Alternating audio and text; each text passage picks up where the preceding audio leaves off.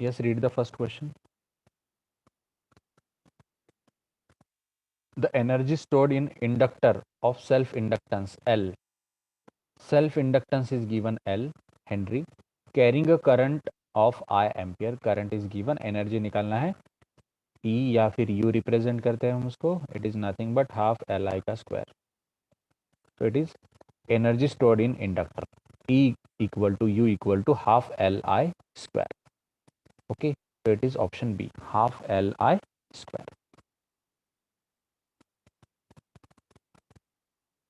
Read the second one.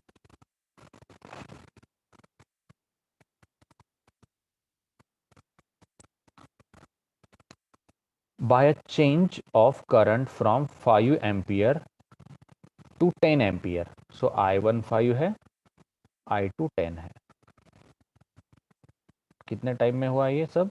0.1 second में. Self induced EMF दिया है 10 volt. The change in the energy of magnetic field of a coil will be. Change in energy निकालना है. अब देखो, change in energy निकालना है मतलब यहाँ पे दो केसेस होंगे एंड दो केसेस है तो दो करंट मुझे यहाँ पे दिख रहे हैं. इंडक्टेंस दो नहीं है मतलब सेम इंडक्टेंस वहाँ पे यूज़ हुआ होगा. ओके, एंड जो सेम इंडक्टेंस हम यहाँ पे यूज़ करेंगे वो एक्चुअली क्वेश्चन में दिया नहीं, वो हमें फाइंड आउट करना पड़ेगा. देखो, change in the energy of magnetic field. Energy क्या होता है? E equal to half L I का स्क्वायर. ओके, मुझे निकालना है यहाँ पे change in the energy. Change in energy means it is E2 minus E1 मुझे फाइंड करना है. अब देखो E2 क्या होगा? हाफ एल I1 का square. E1 half L, it should be I2 यहाँ पे, हाफ एल I1 का square. So half L is common, it is I2 का स्क्वायर माइनस I1 का स्क्वायर. ओके, अब देखो L दिया है नहीं दिया है हमें फाइंड करना पड़ेगा. I1 I2 दिया है वो यहाँ पे पुट करेंगे. अब इश्यू है मुझे L फाइंड करने का. तो यहाँ पे L फाइंड आउट करते हैं. नाउ EMF मुझे दिख रहा है यहाँ पे, चेंज इन करंट दिख रहा है, टाइम दिख रहा है. E equal to, it is E equal to L D I by D T, इसके लिए यूज करेंगे. नाउ हमें यहाँ पे फाइंड आउट करना है L. सो उस हिसाब से ये होगा, E का वैल्यू यहाँ पे रख देता हूँ 10 L इंटू डी आई. अब देखो चेंज इन करंट कितना आएगा? वो आएगा 5 divided by D T, it is 0.1. So it is 10 equal to L into ये 0.1 है, ऊपर जाके +1 होगा मतलब 50. So L equal to 10/50 means 1/5. Okay, now ये 1/5 कितना लिख सकता हूँ मैं इसको? 0.2 लिख सकता हूँ हेनरी. 1/5 या फिर 0.2. सो it is half L. L कितना आया है? इट इज 1/5 लिखो या फिर 0.2 लिखो, इंटू I2 का स्क्वायर. I2 कितना है? मतलब 100 आएगा. I1 का स्क्वायर मतलब 25 आएगा. सो यहाँ पे ये 0.1 बच गया into this 75. So it is 7.5. Change in energy होगा आपका 7.5 joule. So option C is correct.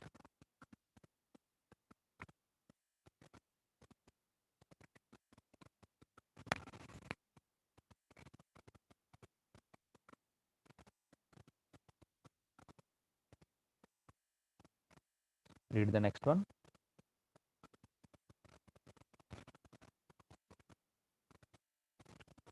In an inductor of self inductance दिया है 2 मिली हेनरी मतलब 2 into 10⁻³ Henry.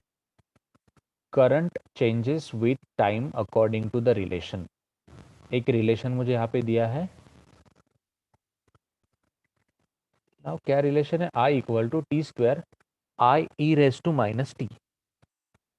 I equal to T square, it is e⁻⁻t. यहाँ पे I नहीं दिया है actually. I equal to T square e raised to minus t. I will rewrite here I equal to t का square e raised to minus t. At what time EMF is 0? कौन से time को EMF 0 होगा? Okay, अब देखो यहाँ पे current उसने मेंशन किया है एंड EMF बोला है 0 है. नाउ E के बारे में बोला है एंड I दिया है. हमें पता है E equal to L D I by D T होता है. ओके, L का वैल्यू मुझे यहाँ पे दिख रहा है. L is mention here, D I by D T. E का वैल्यू दिया है 0, मतलब E दिया है, L दिया है, D I by D T नहीं दिया है. ओके, अब देखो अगर मुझे E का वैल्यू 0 रखना है, अगर E का वैल्यू 0 रखना है तो इस फॉर्म में मुझे इसको लाना पड़ेगा. इसके लिए मुझे पहले यहाँ पे D I by D T find out करना पड़ेगा. ओके, इसको डिफरेंशिएट करो with respect to T. Differentiate with respect to T, ये हो जाएगा यहाँ पे कुछ इस तरीके से D I by D T equal to, अब देखो यहाँ पे मुझे मल्टीप्लीकेशन दिख रहा है, T square and E raise to minus T. दोनों के पास टी है. ओके, दोनों के पास टी है एंड दोनों के बीच में मल्टीप्लीकेशन है. तो यहाँ पे जो लॉजिक होता है डेरिवेटिव निकालने का, मैंने आपको बताया था, first value into derivative of second plus second value as it is into derivative of first. Okay, first value as it is, second का derivative plus second value as it is, first का derivative. Now इसको simplify करते हैं. ये T square जैसे कि वैसे रहेगा. अब देखो ये e raise to minus t जो है, ई रेस टू एक्स का डेरिवेटिव कितना आता है? ई रेस टू एक्स ही आता है, आपको पता होगा. ई रेस टू एक्स का डेरिवेटिव कितना आता है? E raise to x. E raise to x का इंटीग्रेशन कितना आता है? ई रेस टू एक्स ही आता है. Now e raise to minus t है यहाँ पे, ई रेस टू एक्स का कितना आता है? ई रेस टू एक्स, मतलब ये आएगा e raise to minus T into minus one आएगा, क्योंकि पावर कैसा है? माइनस वन में है. माइनस टी दिया है इसलिए मल्टीप्लीकेशन में आएगा minus one, plus E raise to minus T derivative of T square, it is 2t. Derivative of T square क्या आएगा? ये 2t आएगा. नाउ इसको सिंप्लीफाई करते हैं. It is minus T square E raise to minus T plus E raise to minus T into 2t. Okay, अब देखो इसको और आगे हमने अगर सिंप्लीफाई किया तो यहाँ पे मैं कुछ पार्ट कॉमन निकाल सकता हूँ. यहाँ पे मुझे दोनों भी साइड में टी दिख रहा है, टी है दोनों भी साइड में, and E raise to minus T भी दिख रहा है. तो इतना पार्ट बाहर निकाल लेता हूँ. यहाँ पे बचेगा अंदर कौन? Minus T. इधर बचेगा कौन? प्लस 2. ओके, अब देखो ये आ गया d I by D t. ये किसका वैल्यू आ गया? D I by D t का. T E raise to minus T minus T plus 2. What is this? It is d I by D T. अब देखो हमारा जो रिलेशन है यहाँ पे वो क्या है? E equal to L D I by D T. अब देखो उसने क्या बोला है? EMF कितना आना चाहिए? EMF आना चाहिए आपका 0. EMF आना चाहिए आपका 0. L का वैल्यू कितना दिया है? 2 into 10 raise to minus 3 into D I by D T कितना है? D I by D T है आपका T E raise to minus T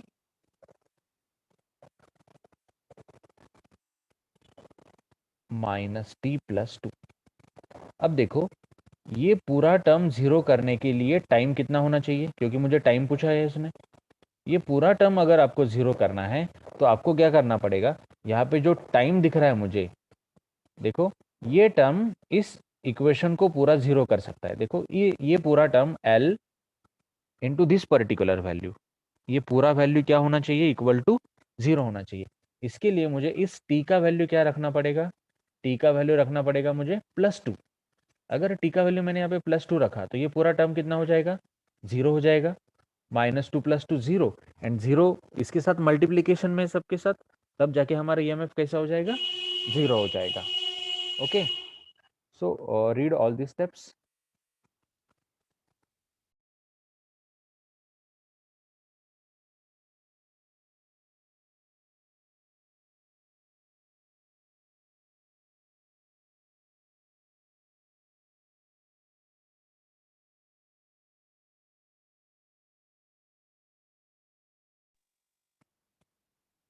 The equivalent quantity of mass in electricity is current, self-inductance, potential, charge. Now what he is asking here, the equivalent quantity of mass in electricity. Electricity में mass के equivalent कौन होता है? Obviously it is self inductance, option B. जैसे हम मास use करते हैं ना, वैसे इलेक्ट्रिसिटी में कौन होता है, वैसे जो रोल यहाँ पे मास परफॉर्म करता है वो रोल यहाँ पे सेल्फ इंडक्टेंस परफॉर्म करता है. Option B is correct.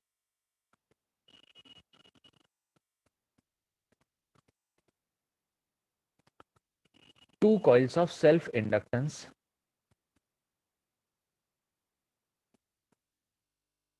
2 millihenry and 8 millihenry are placed so close together that the effective flux in one coil is completely linked with the other. Flux linkage का concept है.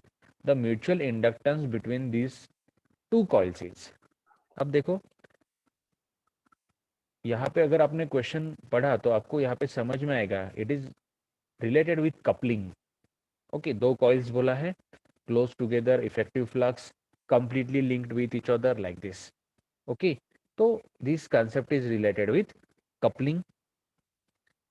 And मुझे पूछा है यहाँ पे mutual inductance. Mutual inductance यहाँ पे पूछा है.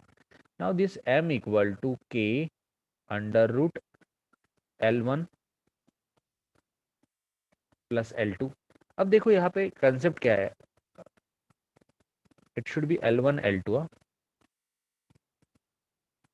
कंसेप्ट क्या है यहाँ पे, कोएफिशिएंट ऑफ कपलिंग होता है k and m is mutual inductance. अब L1 मेंशन किया है, L2 मेंशन किया है. L1 कितना है, this is k. Now this L1 2 into 10⁻³ it is 8 into 10⁻³ milli henry को यहाँ पे कन्वर्ट किया है हेनरी में. ओके, नाउ m का वैल्यू हमें यहाँ पे फाइंड आउट करना है. Now what is saying, one coil is completely linked with other. एक कॉइल दूसरे कॉइल के साथ कंप्लीटली लिंक्ड है, मतलब coefficient of coupling is 1. k कितना हो जाएगा यहाँ पे, 1 हो जाएगा. Completely linked, okay, completely linked मतलब k इक्वल टू 1. सो इस k की जगह पे हमें 1 रखना पड़ेगा.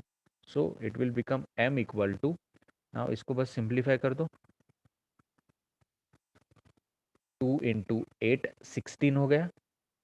ओके, 16 का स्क्वायर रूट निकला 4, 10⁻⁻6 है अंडर रूट, बाहर निकला 10⁻³ हो गया. So it is 4 into 10⁻³ henry. इसको मैं लिख सकता हूँ 4 milli henry. 4 milli henry. Option D is correct, 4 milli henry. Remember this logic, m equal to k under root L1 L2. Coefficient of coupling, mutual inductance, पहले coil का self inductance, दूसरे coil का self inductance. Completely coupled हुआ है तो k equal to 1 रहता है, मतलब कपलिंग कितना है उसका, 100% होता है, तब जाके k इक्वल टू 1 होगा.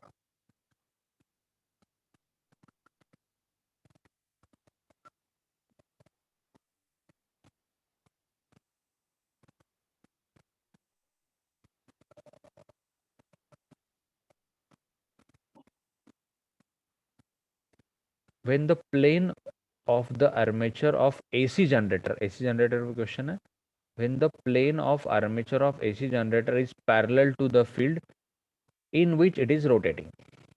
ओके, जो आर्मेचर होता है, if you remember the concept, AC generator,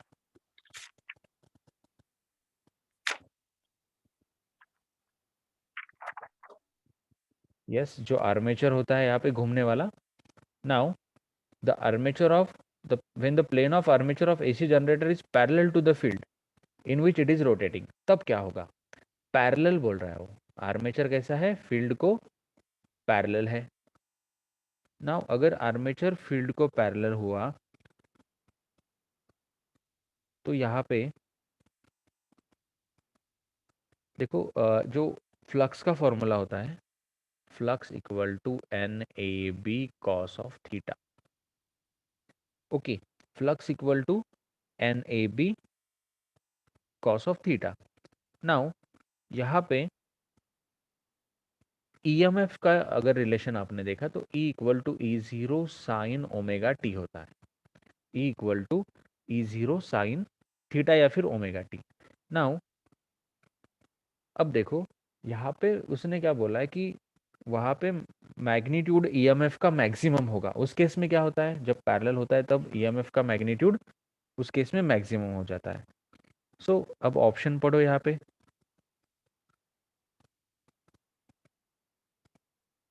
both the flux linked and induced EMF in the coil are zero. Flux and EMF दोनों जीरो है बोल रहा है वो. The flux linked with it is zero while induced EMF is maximum. EMF maximum है बोल रहा है. Flux linked is maximum while induced EMF is zero. Both the flux and EMF have their respective maximum values. अब देखो यहाँ पे दो option में सीधे सीधे कैंसिल कर सकता हूँ. एक तो दोनों जीरो नहीं होंगे, दोनों मैक्सिमम नहीं होंगे, क्योंकि देखो फ्लक्स का जो रिलेशन है flux equal to N A B cos theta है. Okay, flux equal to N A B cos theta है and e equal to E zero sine omega t. E equal to E zero sine omega t है, मतलब ये sine theta ही है. Sine omega t मतलब sine theta है. तो अगर आपने थोड़ा सा इसमें अगर लॉजिक लगाया तो option b should be there. Flux linked with it is zero while EMF induced is maximum.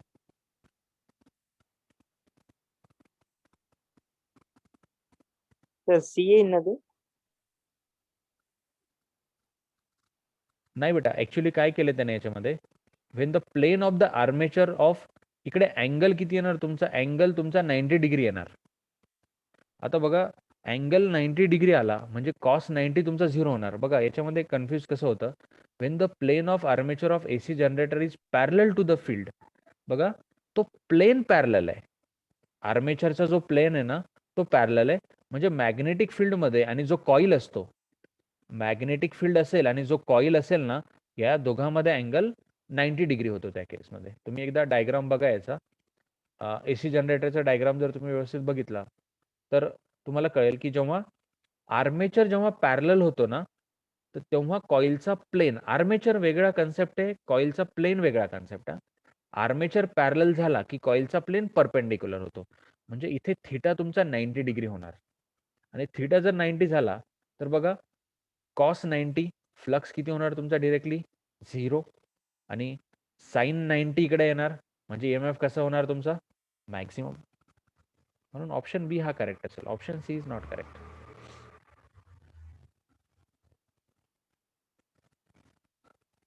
Diagram एकदा बघून घ्या तुम्ही, फक्त तुम्हाला कळून जाईल हा concept.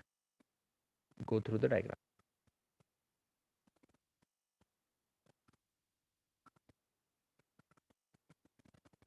A square of side L meter. A square of side L meter in xy plane in region where the magnetic field is given by B equal to B0 2I plus 3J plus 4K Tesla, where B0 is constant. B0 constant है. The magnitude of flux passing through the square is, flux निकालना है, magnitude of the flux. Now what is the formula for flux? Flux means what? Flux equal to BA. Okay, B is given here, B0 2I plus 3J plus 4K Tesla. Okay, and A is what? Now coil is kept in, देखो same type का एक question हमने इससे पहले देखा था. Now coil देखो कौन से प्लेन में रखा है, एक्स वाई प्लेन में रखा है. कॉइल को रखा है एक्स वाई प्लेन में. मतलब उसका एरिया जो जाएगा वो जाएगा जेड प्लेन में, बराबर। तो उसका एरिया क्या आएगा फिर, एरिया इक्वल टू साइड कितना है एल ना, so l square about z axis मतलब के आएगा, यूनिट वेक्टर क्या आएगा के, क्योंकि एक्स के साथ कौन होता है आई होता है, वाई के साथ कौन होता है जे होता है, एंड जेड के साथ हमेशा कौन होता है के होता है। याद रखो हमेशा, इससे पहले एक क्वेश्चन हमने देखा था इस टाइप का, अगर कॉइल एक्स वाई प्लेन में है तो उसका एरिया जाएगा जेड प्लेन में। ओके, सो एरिया का जो यूनिट वेक्टर है मुझे यहाँ पे एल स्क्वायर, साइड स्क्वायर लिया ना, एरिया क्या लिया मैंने यहाँ पे स्क्वायर दिया है इसलिए एरिया लिया मैंने साइड स्क्वायर, एंड उसका यूनिट वेक्टर आएगा के, एरिया है मीटर स्क्वायर में आएगा। So area equal to L square k. अब देखो होगा क्या, यहाँ पे सिर्फ के यूनिट वेक्टर प्रेजेंट है, यहाँ पे आई जे के है, मतलब आई का 0 जे का 0 हो जाएगा। ओके, बचेगा सिर्फ के का के साथ। सो ये आएगा B0 के का के साथ करो, it is 4L square, B0 4L square आएगा। फ्लक्स है, यूनिट आएगा इसका weber, vector k dot vector k equal to क्या आएगा 1 आएगा, vector k dot vector k equal to 1 आएगा। देखो vector i dot vector i equal to vector j dot vector j equal to vector k dot vector k कितना होता है 1 होता है। तो यहाँ पे सिर्फ के का पैरामीटर का मल्टीप्लिकेशन करना पड़ेगा, एंड वो आएगा 4L square into this B0। So B0 इसको रीअरेंज करता हूँ, 4B0L square weber, weber unit होगा 4B0L square weber, option C is correct.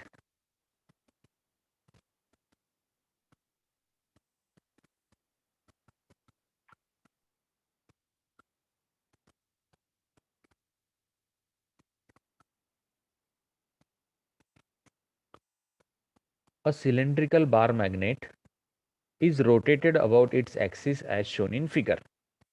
एक सिलेंड्रिकल बार मैग्नेट है, देखो ये यहाँ पे दिख रहा है cylindrical bar magnet is rotated about its axis as shown in figure। A wire is connected from the axis, axis से यहाँ पे एक वायर कनेक्ट किया है, देखो दिख रहा है, and is made to touch bar the cylindrical surface through a magnet like this. इस तरीके से यहाँ पे खुद के साथ उसको कनेक्ट किया है।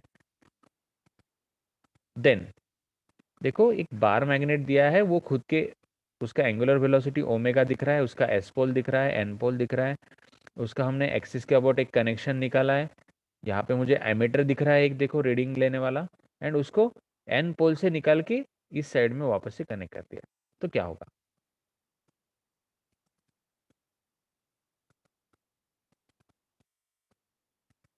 Read the options. A direct current flows in the ammeter A, no current flows through the ammeter A,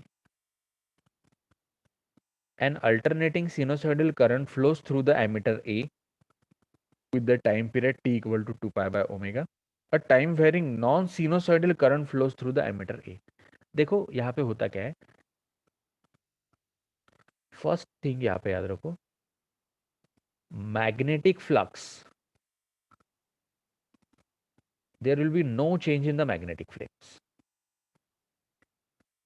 magnetic flux यहाँ पे चेंज नहीं होगा ना, मैग्नेटिक फ्लक्स क्यों चेंज होगा, देखो मैग्नेट का मूवमेंट नहीं किया है या ना हमने कंडक्टर का मूवमेंट किया है, मतलब फ्लक्स यहाँ पे चेंज नहीं होगा। अगर फ्लक्स चेंज नहीं हुआ तो करंट इंड्यूस नहीं होगा, no current is induced. Okay, no change in the flux, no current is induced,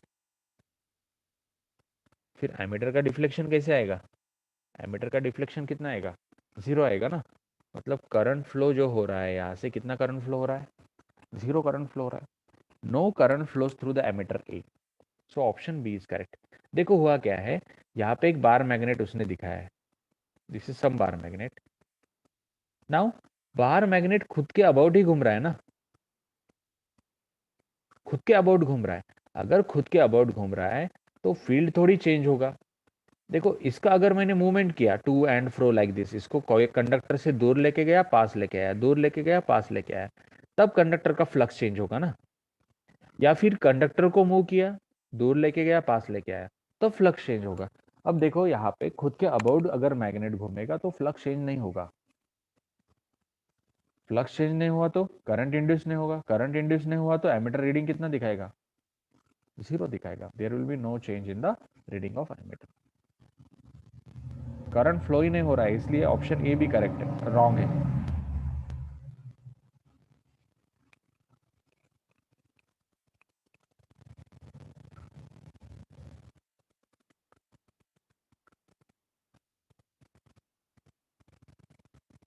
There are two coils A and B as shown in the figure. दो coils दिख रहे हैं। A current starts flowing in B as shown. B के through current, B में से current flow हो रहा है। When A is moved towards B and stops, when A stops moving, देखो क्या बोल रहा है, When A is moved towards B, A B की तरफ मूव हो रहा है, यहाँ पे दिखा है डायग्राम में, and stops when A stops moving. Okay, the current in A is counter clockwise, दिख रहा है। B is kept stationary when A moves. A move हो रहा है, B को स्टेशनरी रखा है। We can infer that. इसका कंक्लूजन क्या निकल सकता है? Read the options.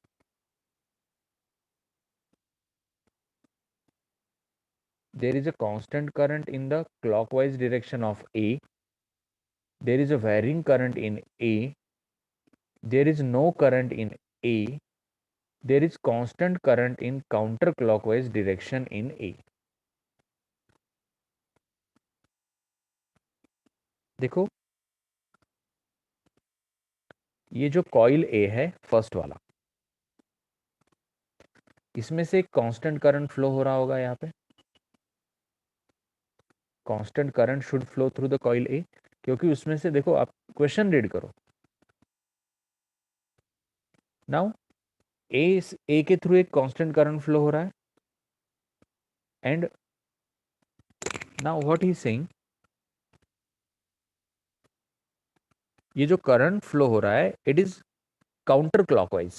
जो करंट फ्लो हो रहा है ये काउंटर क्लॉकवाइज है।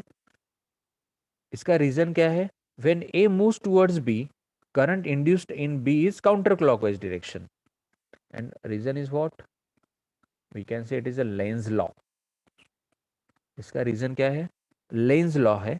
देखो जब ए मूव होता है बी की तरफ, यहाँ पे दिखा है उसने डायग्राम में, जब ए बी की तरफ मूव होता है एंड उसकी वजह से बी में जो करंट इंड्यूस हुआ है वो कौन सी डायरेक्शन में हुआ है? ये काउंटर क्लॉकवाइज डायरेक्शन में हुआ है as per the Lenz law.